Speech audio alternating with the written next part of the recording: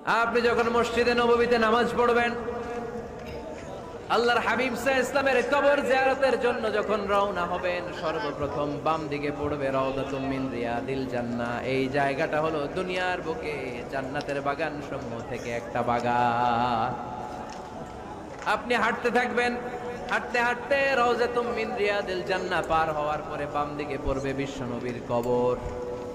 বিশ্বনবীর কবরের সামনে দাঁড়িয়ে কোনো উম্মত সহ্য করতে পারে নাকি?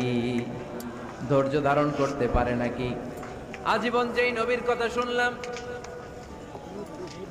আজীবন যেই নবীর হাদিস চর্চা করলাম, আজীবন যেই নবীর ভালোবাসা হৃদয়ের মধ্যে ধারণ করলাম, ওই নবী নাকি এই জায়গায় শোয়া, ওই নবী নাকি এখানে শুয়ে আছে, এটা কল্পনা করলে কোনো উম্মত ধৈর্য ধারণ করতে পারে?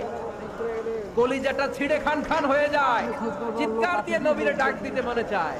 কিন্তু আল্লাহ বলেছেন, খবরদার, কবরের উপরে এই আয়াতটা লেখা, লা তারফাউ আসওয়াতাকুম ফাওকা সাওতিন নবী। খবরদার, এটা নবীর দরবার, এখানে বড় গলায় চিৎকার চেঁচামেচি করে কোনো আওয়াজ করা যায় না। চিল্লায় বলেন ঠিক কি না?